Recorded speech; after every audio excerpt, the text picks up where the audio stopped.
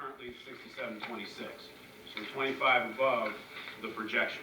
I know some communication I shared a week or two ago had us about 50 to 75 above, but there were some more drops that were processed. So we're about 25 ahead of that number, and you see the number of drops from that all-time high of that 7320 was at 599.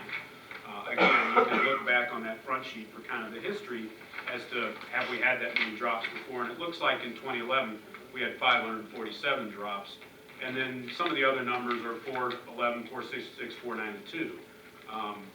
So 599 is a little on the high side, but there is that other number in the fives. Then the second sheet behind this in your stapled packet, what I gave you was a 2-year look back. So 2014, just you can do a comparison, grade to grade. And then the next sheet behind that, 2012. I intentionally did not include 2013. After I talked to Dan, that was the year Inkster students came over, so it makes that enrollment, trying to track some trend data, a little bit tricky. So I did just even years, 12, 14, 16, just to avoid that 2013 Inkster year, as well as to take into account that at the end of 2015, he had a shared network drive crash that corrupted some of his data.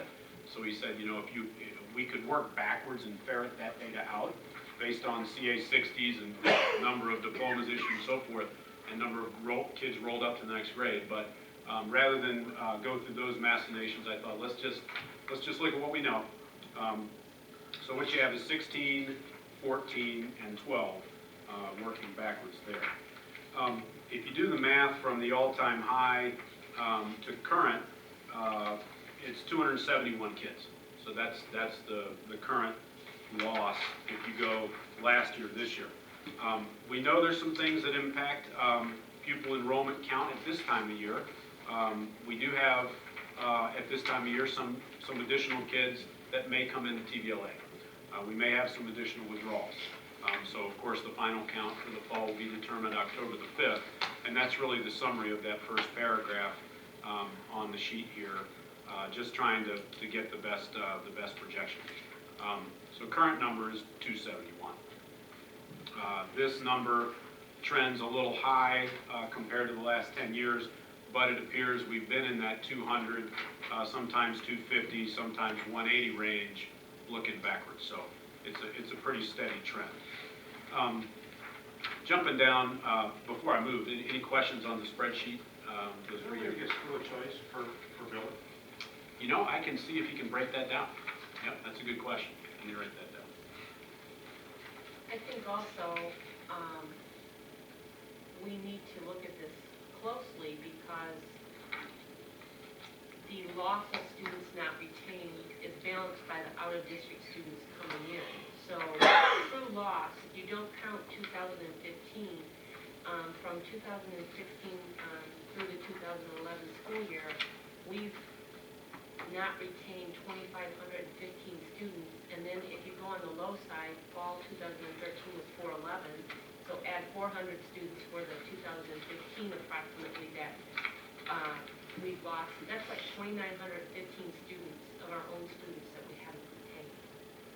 So even though the 271 student loss from last year to this year is 271, it's balanced by out-of-district school choice and Right. TVLA and all of that. So we need to get a handle on the students that are living in Taylor and our other communities that make up the Taylor School District, why they're choosing not to attend the Taylor School District. And one of those, I'm glad you asked it that way.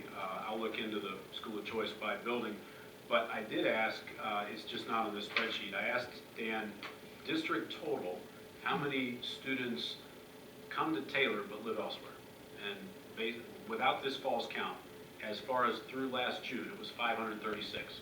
So 536 students attend Taylor and drive here from surrounding districts. How many students attend surrounding districts that live here was 3,908. And that number includes charters, that number includes privates, parochial, those kind of things. So, that's definitely, to your point, when you look at the numbers, that's a significant imbalance. So nearly 4,000 kids have a residence, a physical address in the district, but do not attend in the district. Out of that 500, are those strictly school of choice students, or are those students that have a different address than Taylor? Because we have Dearborn Heights and we have Brownstown. Those are school of choice. Those are strictly school of choice, yeah. Wayne Westland, they all make up their Correct. school district Right. by legal boundaries. Right. So, you know, if you break that down, what is that, a 1 and 8? You know, just to rough the math. Well, So- and we know that there are different circumstances out there. I mean, I think it came to light that, you know, there's a few students that are on travel athletic leagues, and so they do online school choice with another district. And things like that come up. Sure. But I don't think that that's the total Oh, no. reason. And those options exist here. So, So, just a quick question, and I think I missed this, but the number for 9-9-16 were actual bodies that we had in class? 9, 9, 16, those were MyStar numbers. Yes. So once you match those up to bodies sitting there and adjusted numbers with drops on 923, Okay. then that's the resulting decline. Right.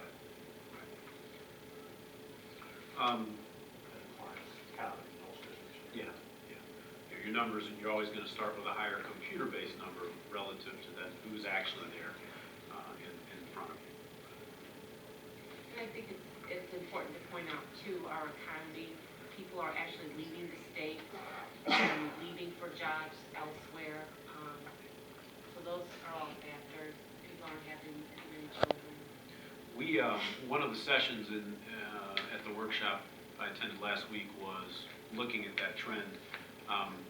The number is coming down, but over the last 5 years, Michigan statewide was losing 15,000 K-12 age students a year, just out of the population. So whether those were aging out, whether that was an aging demographic, whether those were kids leaving the state and moving out of state, and what that number went, or the trend was from the mid 15,000s down to about 12,009.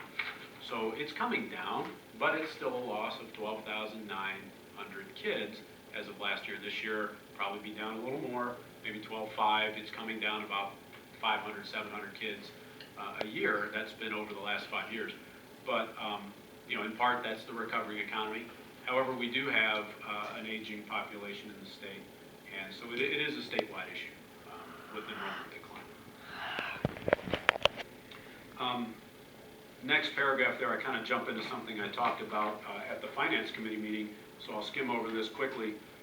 One piece related to enrollment is Section 25E was codified into the law again this year. There was some question as to whether that would stay in the law, and that is the piece of the law that allows districts to bill back other districts for a proportional daily 180th FTE or count for a student who enrolls or withdraws, either way you look at it, after the count day. So on October 5th, if we don't have Johnny and Johnny enrolls on October 6th, then this piece of the law allows us to capture a 180th funding for him from the fall count to the spring.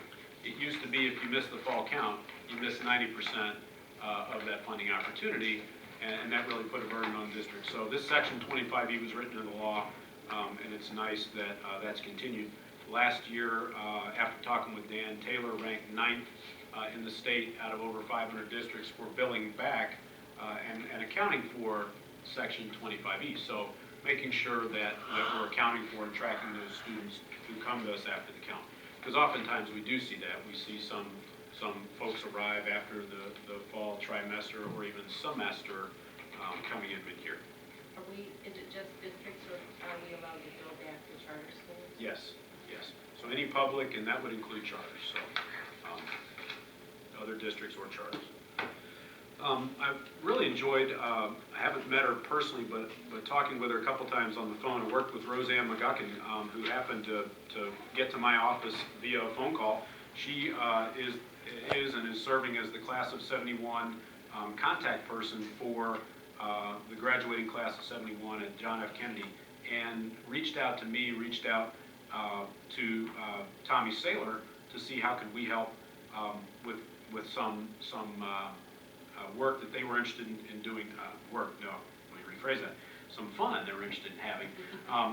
And what they'd asked was, could they get into the school on Saturday and take a walk around Kennedy as a group of alum, and then could we provide a short kind of window tour on a bus to show, take them around Taylor, show them the elementary schools and middle schools they attended, and give them a trip down memory lane as part of their homecoming. And so big thanks to maintenance staff and Tommy and his staff and Steve and transportation staff.